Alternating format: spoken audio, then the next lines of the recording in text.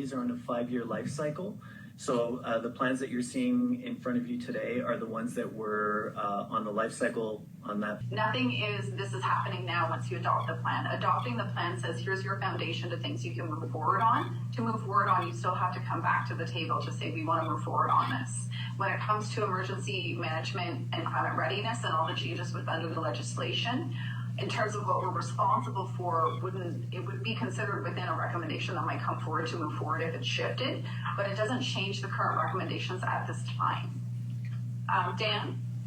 Through the chair, building on that, the parts that we're not sure of when it comes to EDMA are how the regulations for local authorities are going to be applied, but to Chair Watson's point, our responsibilities are already all outlined. We're very clear about what those are. How they're going to be applied at the granular level is going to be what's different. And there's nothing that I'm seeing in EDMA and the local authority regulations, even though they're not drafted, that would change any actions or recommendations that are coming out of the CWRPs at this point. EDMA, got that. Get an acronym conversation one day. Okay, so I'm going to move the motion that the board approve and adopt the community welfare resiliency plans for electoral areas D, E, F, and I. And if I get a second, I'll just check in if any of those areas wanted to pull theirs. Second, Director Daloff, so assume you're good. Newell's got his hand up, so he's good. Director Graham, you're good? Okay, further discussion. All those in favor? Anybody opposed? Participants only. No, it's, participants only waited. Oh, okay, we're all good. Everybody said we were good. All right. Thank you. I always forget what? Okay. All right, and on the same topic, the Wildfire Mitigation and Fire Smart Program. This is essentially the 2024 and 2025 work plan outlook for the next 2 years in this department. Dan, is there anything you wanted to start off with, or just see if there's any questions? Good, okay. Do you have a question? Go ahead, Dr. Lockwood. Hey, thank you. Reading through the report, it was a little bit confusing, so I have a couple of questions that kind of flow into each other. The first Fire Smart talks about $1,000 cash rebate for work completed for home assessment. And then you go into another one and it talks about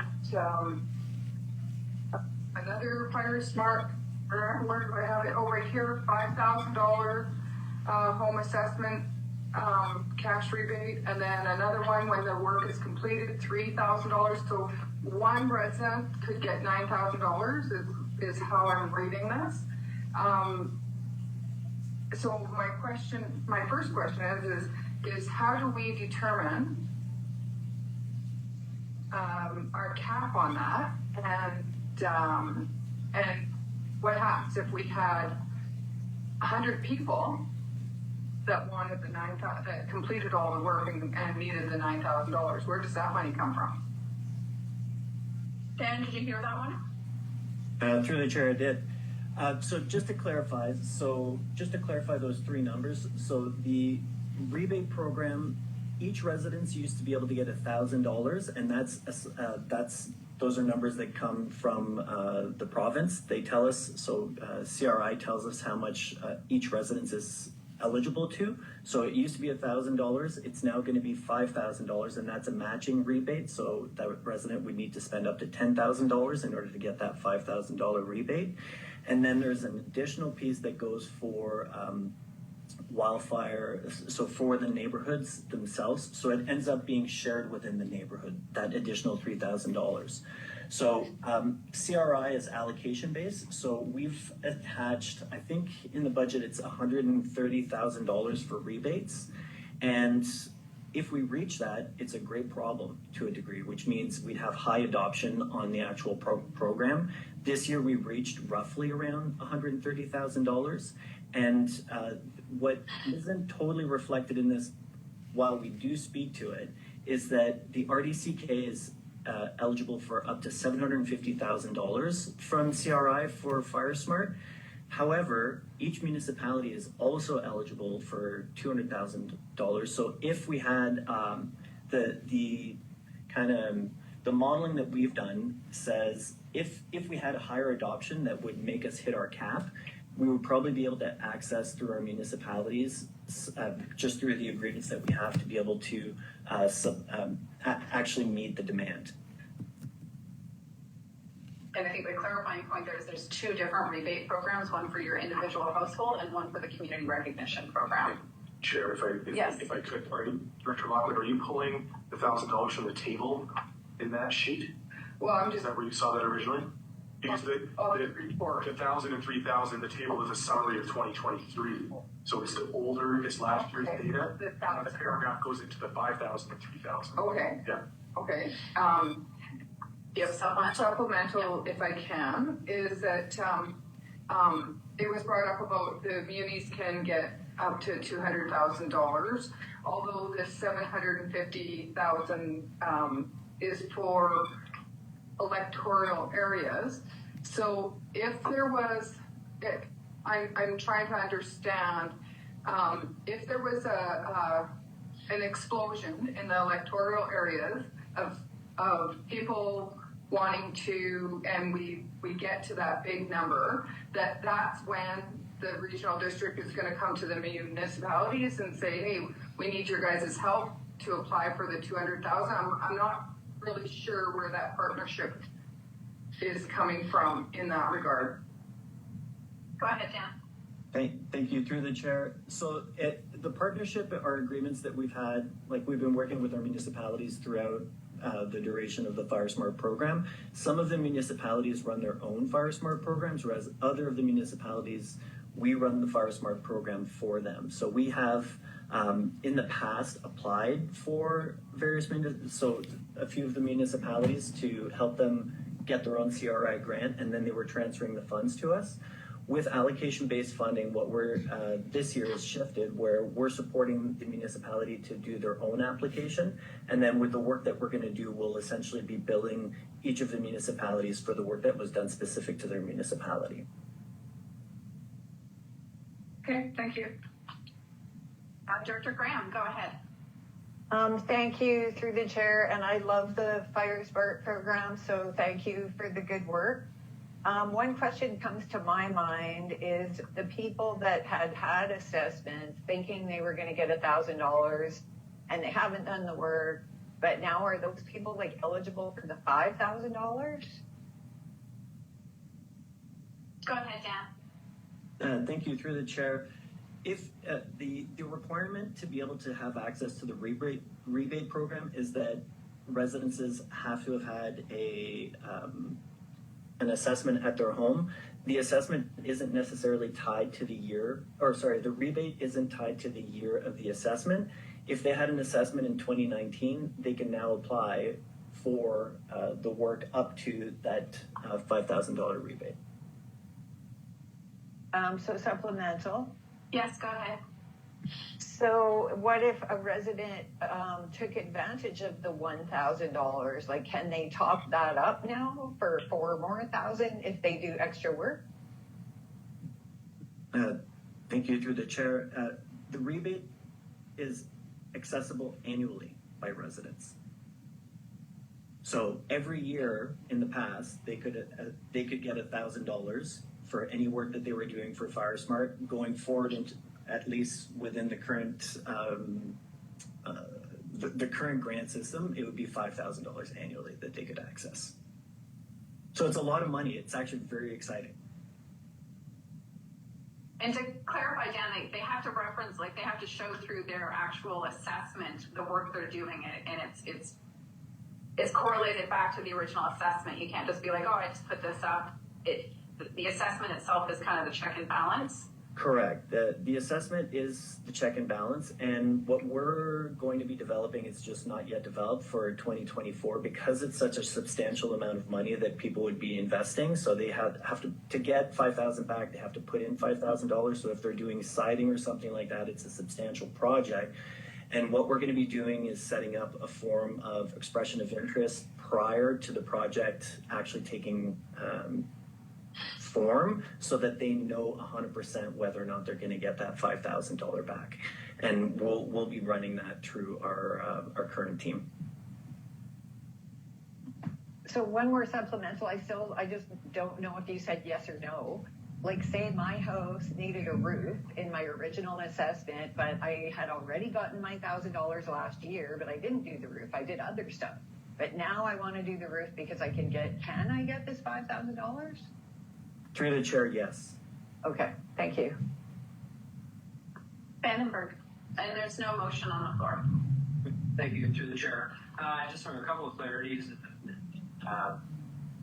question. So the 7+1 in terms of specialists is seasonal. This is potentially a 2-year project, $1.5 billion, $750,000 each. To Director Lockwood's question, I don't know that I got my answer out of that. I'll just boil it down. Area C's contribution is $50,000. That's at $5,000 apiece. That's 10 participants. What happens if we have 11 or 12? Hearing that municipalities to put in some more money, I'm thinking. But in the report, Nelson, New Denver, Silverton, and Slocan are excluded there. So I'm a little bit confused as to why Castlegar, Crescent, Salmo, Nakusp, and Castle are in, and these other 4 are out. Can you clarify that for me before I ask my last question? Through the chair, yes. The 4 that you've listed have opted to run their own FireSmart program, so they hire their own FireSmart coordinator. They apply for a CRI grant funding that they use within their own municipality.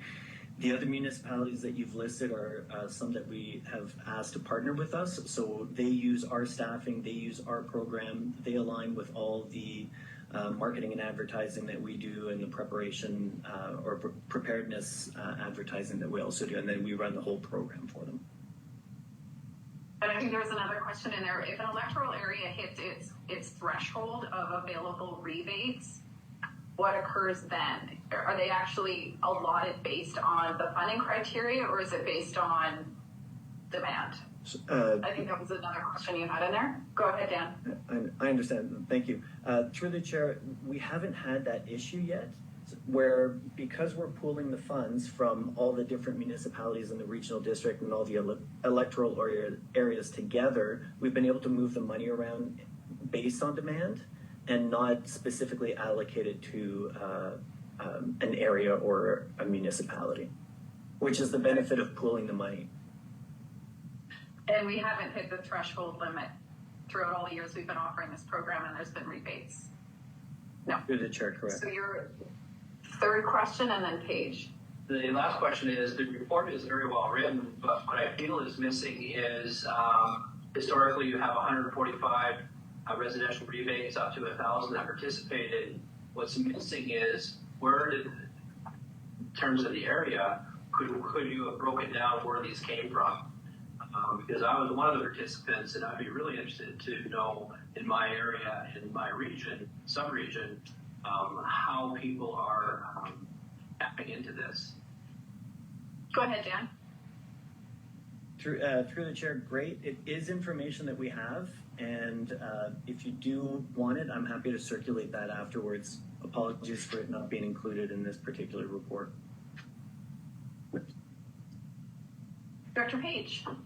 Thanks. I wasn't clear on how the rebate itself works. Is it you do the work, have your receipts, and get rebate after it's completed, or you're getting it up front? Go ahead, Dan. Through the chair, the first thing is the assessment. Once you've had the assessment, now that we have the $5,000, and just to be clear, City of Nelson is different than the RDCK, so this applies outside for the other participating municipalities.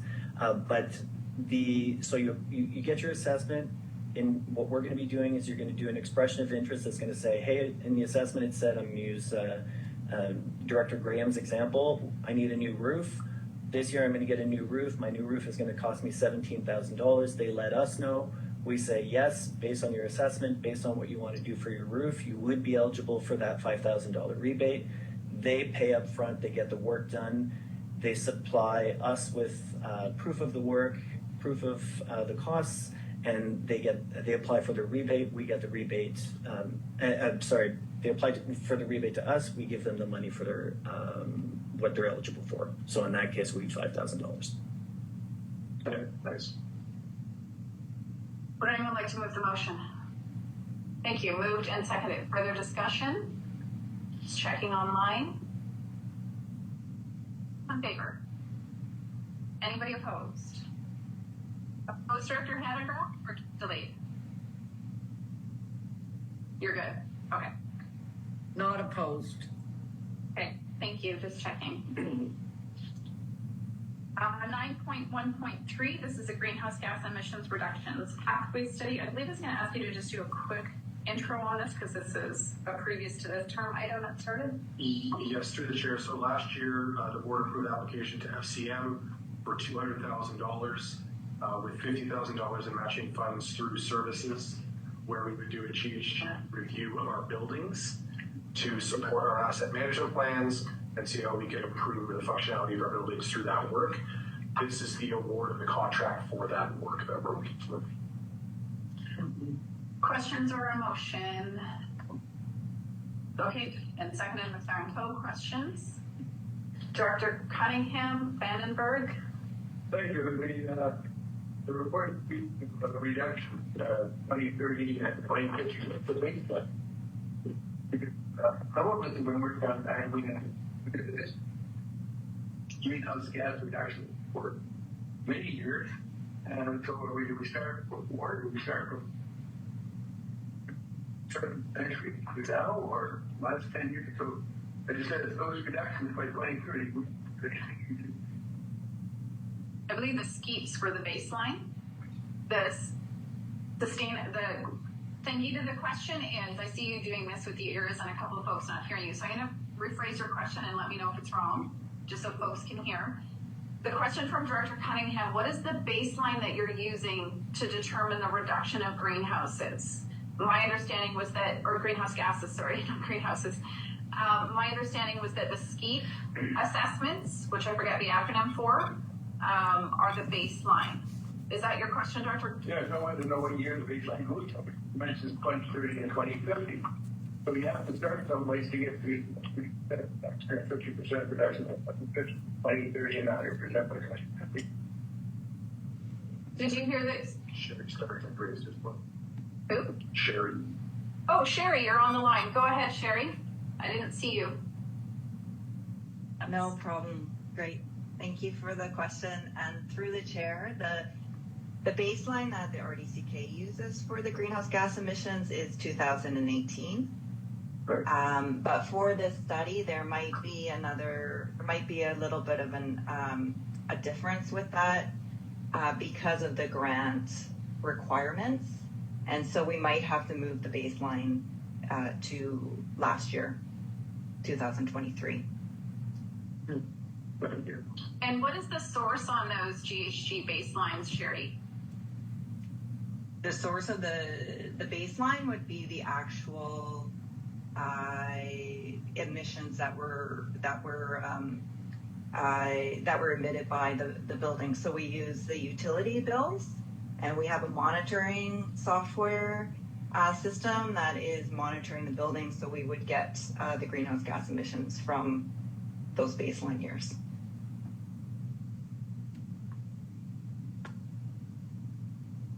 Okay, sorry, mute problems. And sorry, Sherry, just so you know, I don't see hands, so feel free to put your name in chat if I miss you and you've got your hand up. But thank you, I'm glad you're here. Vandenberg. Great, thank you. And actually, Director Cunningham asked exactly that question as well, the baseline. But now that I've heard the answer, it could be moved to last year. It's just a little bit premature to be spending up money to see what the success is. In other words, should this kind of wait for a reasonable period of time before we allocate those funds in that activity? Oh.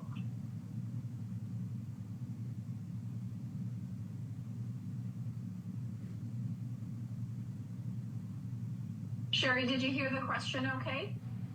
I did hear the question.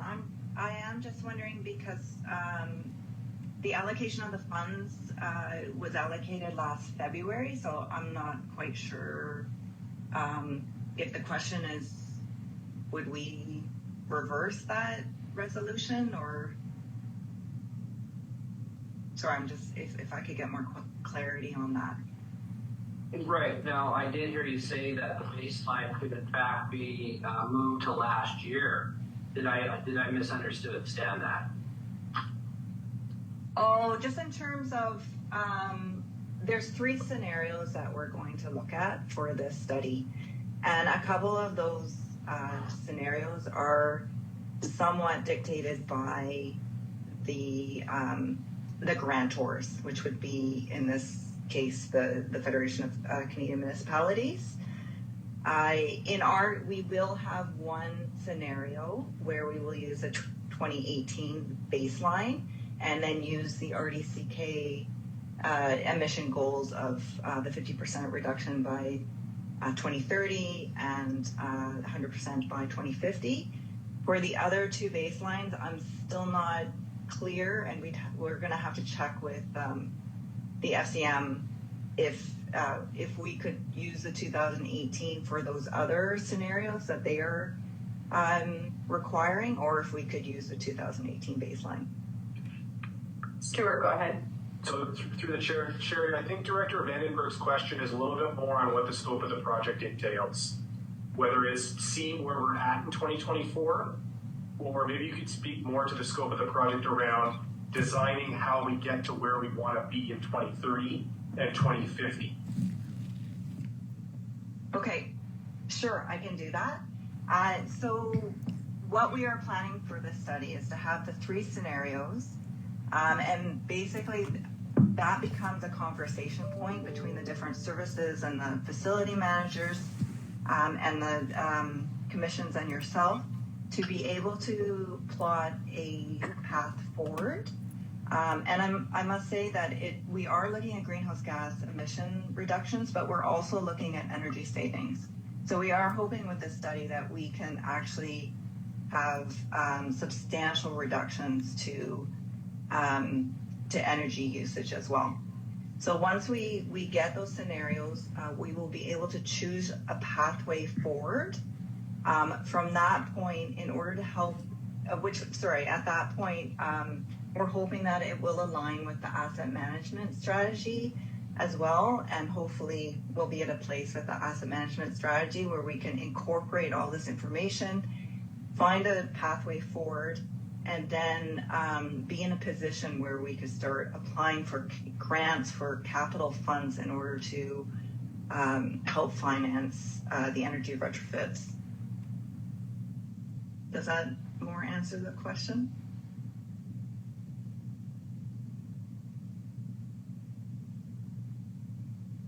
Okay, Stuart has further, and then I'll come back to you. So through the chair, if I could just clarify with Sherry if I'm right or wrong on this, the only difference the baseline does is it takes a 12-year plan to 2030 and makes it a 7-year plan to 2030.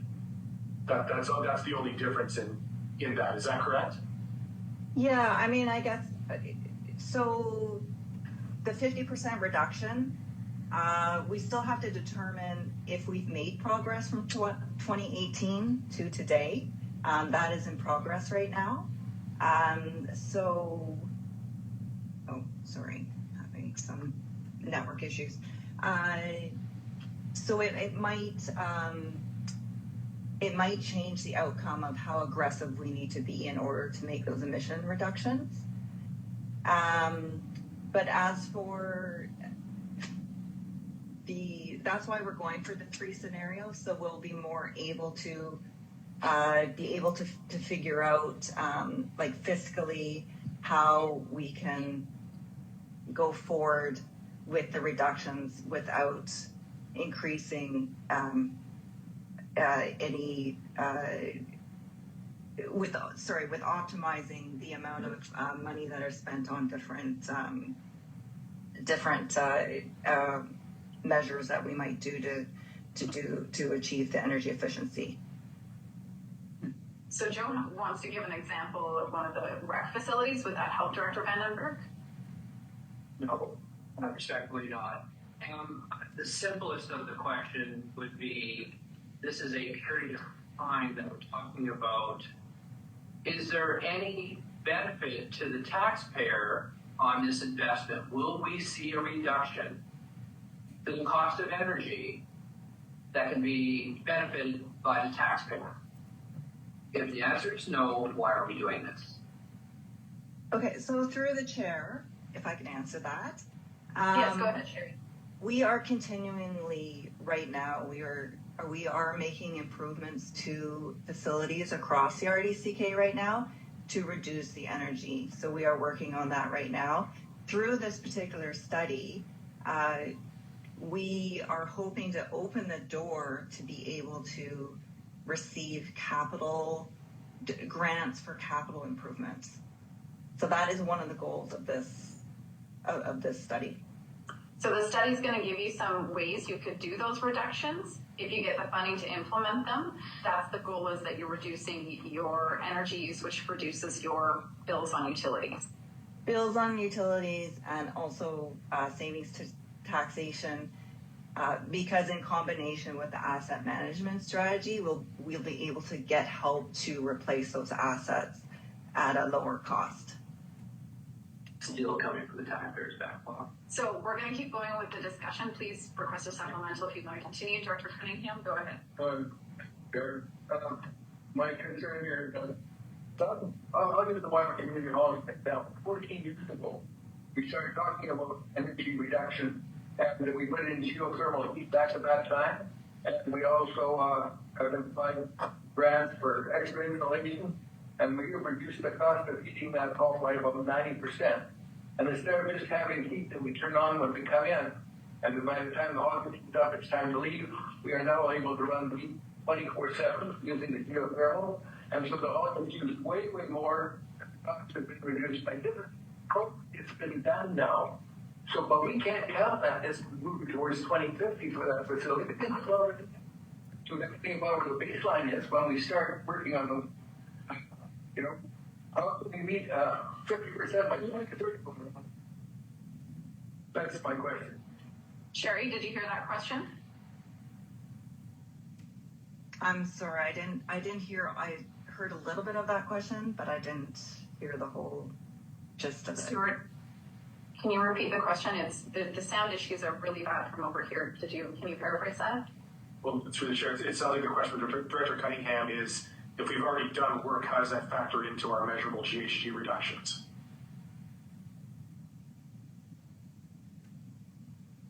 Through the chair, I think what our next step will be to look at the 2018 energy bills, and then look again in 2023, of which we have the data of now, and compare those two amounts to see if we have indeed had some reductions. If we have, then perhaps we could go to the grantor to see if we could use that 2018 baseline in order to do our planning for the future, if that's what the board would like to see. Thank you. And this is on RD facilities, RD owned facilities.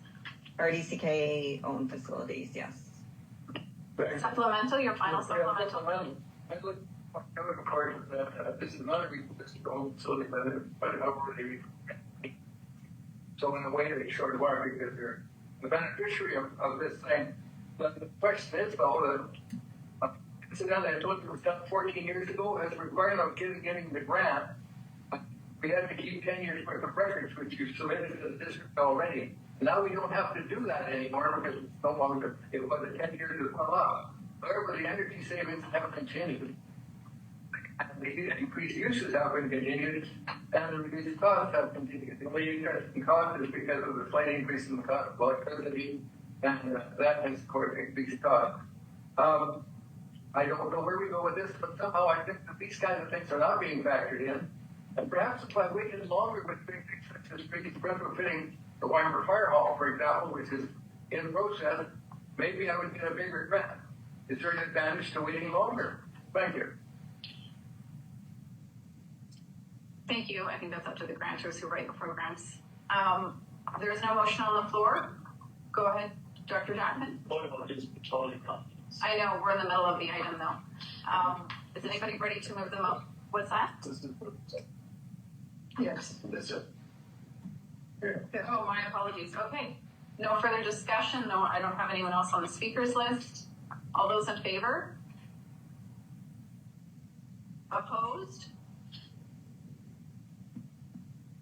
Vandenberg. Vandenberg recorded opposed. Sorry, Director Graham, you can't hear us.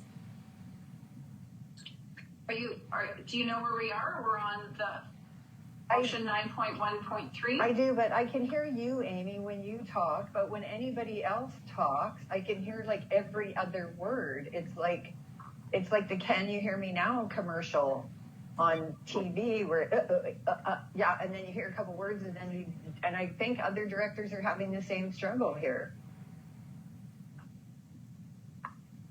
Okay, well, I've been following the chat. Okay, we'll get IT in at lunch. The motion that we just went through and we're doing the vote on, I have Director Vandenberg recorded opposed. Does anyone not know online where we are right now? Okay, anyone else opposed to that motion? Okay. You got that, Angela? Okay. Okay, so we're going to break for public time now. I'm going to start with folks online. If you'd like to ask a question, if you can unmute and just state your name and where you're from. The process for public time is you get to ask a question, and the max time you can have is about 2 minutes, just to make sure we have time for everybody. So anybody online would like to ask a question, media or the public, unmute and say hello. Hello. Hello. Hello. Hello. My name is. Yes, go ahead. My name is Ellen Schmidt. I live in Area E East. Hello. Go ahead and ask your question. Oh, sorry, one second, Ellen. I'm sorry. Kim, if you can please mute until Ellen's completed. You can put your hand up in the chat. Please let Kim go first. Oh, okay, sure. Kim, go ahead. Ask her, Ellen. Hello, my name is Kim Calfinier. I am a commissioner for the Recreation 10 Commission, and until yesterday we had no official notification that Recreation Commission was being suspended. We had some conversation with Director Brown via letter and email. However, our questions were replied with very sparse answers, and actually some condescending change can be difficult replies. So we have a few questions about that whole process, about who has the authority.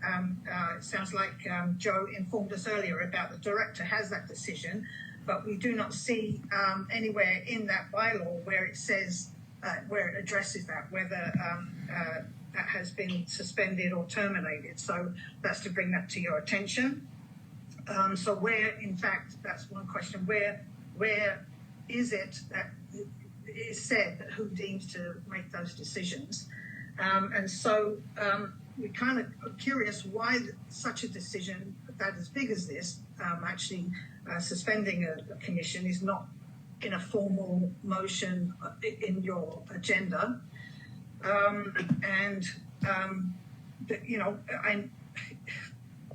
Honestly, we have so many questions about this whole process, and we wonder why, what the rationale is to replace a recreation commission that has been working for 20 years now. Why are we replacing it with a society?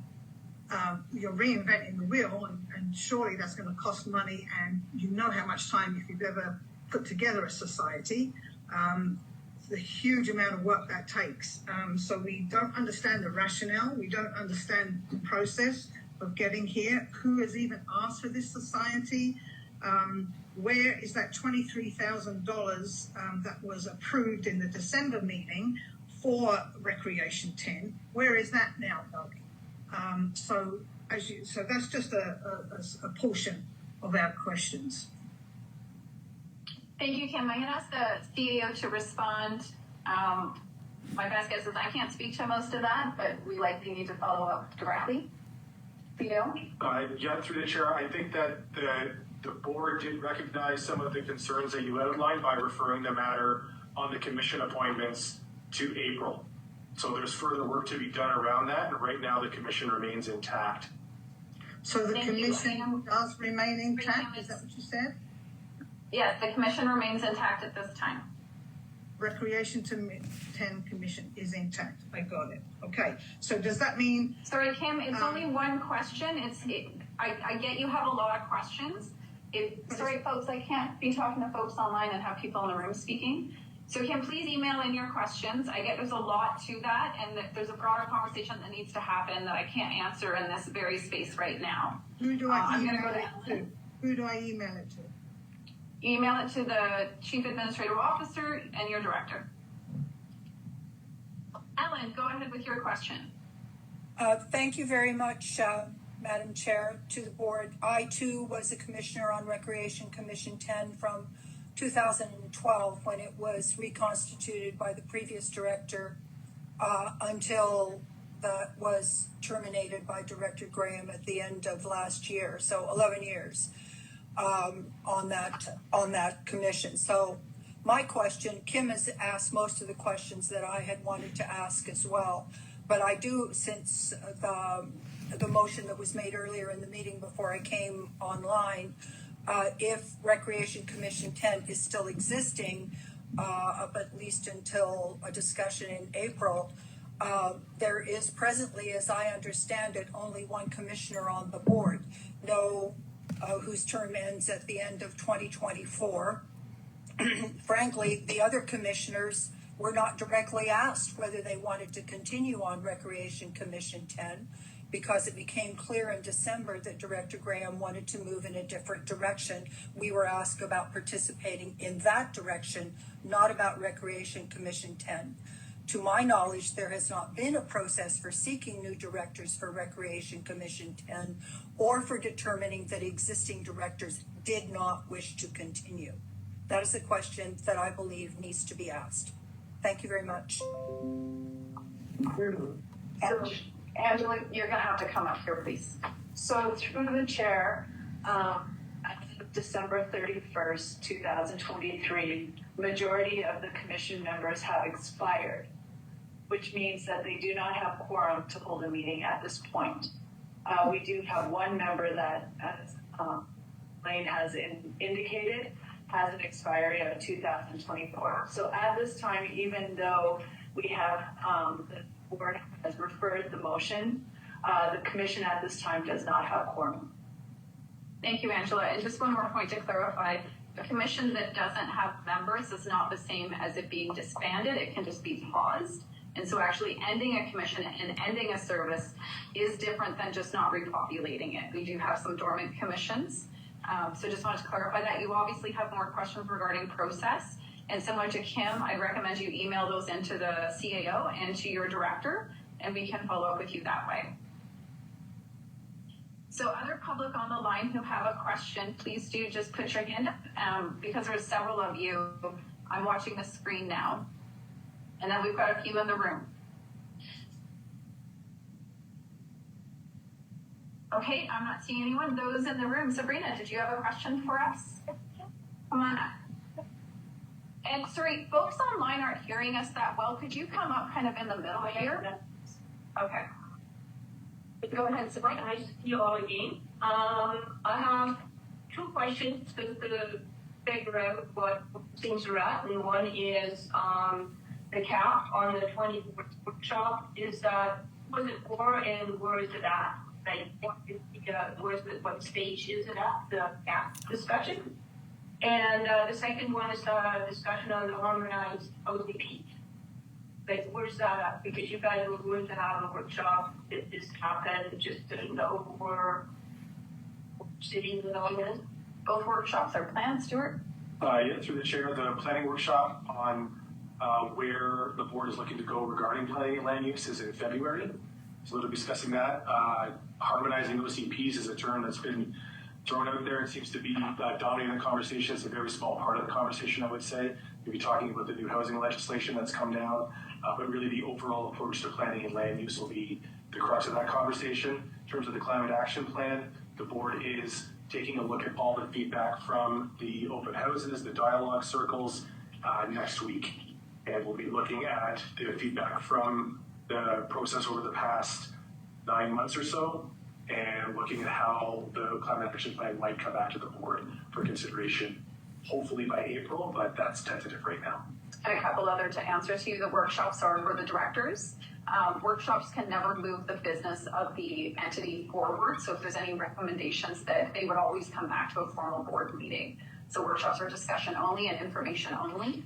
There'll be no business moving forward out of them, but they are for the directors. For the climate action plan correspondence, we are looking at the best way to include that on our agendas. So we've consolidated all of the receipt of information so that that can be received on an open agenda. And I believe all the materials will be as well. So I think those are all good questions. Right. I believe there was another stage to the cap, though, that was intended to make up the tables for some sort of thing. So has that been canceled, or is there still? No, those occurred. Those occurred. The different roundtables, they all occurred within our communities. You were actually invited to a No, I think there was another piece to the consultation that was sort of the state border tables or discussions or whatever. There was another piece that was outstanding. Okay, so Dan says he can speak to that. I'll get him to speak to that, but if you can take a seat, we'll go to the next person after that. Dan, go ahead. Through the chair, I think I understood. Hi, Sabrina. So I think you're referring to, we had, I think it was called subject matter expert panels, if I'm remembering correctly. And we're holding off on that to better align with whatever steps are going to come out of the workshop. There will likely be another piece of engagement as we're coming into the next following months, but those have not happened. And currently there's no plan for those to happen in that particular format. Thank you. I'm going to move on to, we'll have to wait and see what the recommendations come forward. Thank you. Tom, did you have a question for us? Yeah, Come up over here again. People online are having.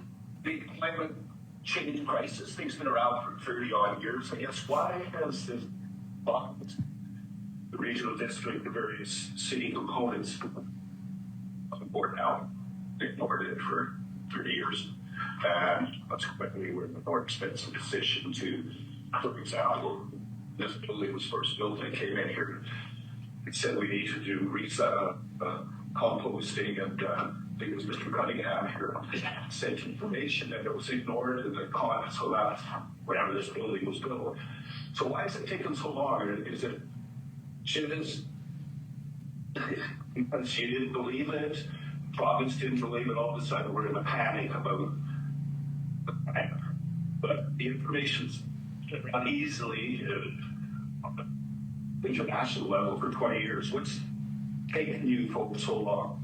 You know, it's kind of an opinion to ask, or is it because we're in BC, we're the land of resources, and we can dig big holes and bury our garbage? I remember Mr. Cunningham, when I sent the information first composting thing in Gulf, Alberta, he lost it. In fact, I remember, sure it was in this room, because I felt it was an important thing 20 odd years ago to get on board. You know, what was becoming pretty evident about the planet having, I think it's just pollution, not so much, I'm not so the biggest part in this and that, but pollution in general. Why is it taking so long? Now you put people into a panic and you're overtaxing them, everything, wages are more, building is more, the composting facility, if it would have been started 20 years ago, would have cost us next 3 times less than it is today. So if you can, somebody can find a reason why we're doing it now, you weren't there then. Thank you, Tom. So I can only speak to the board as the chair for this current table, but I can tell you that for the decade I've been sitting here, we've been talking about compost and wildfire mitigation. Most of the stuff in the plan has always been on the agendas I've seen for at least a decade. can't speak to the previous boards. They were different people, different times then. So I can't speak beyond the previous 10 years. Okay, thanks everybody. We're at 12 o'clock. We will break for lunch.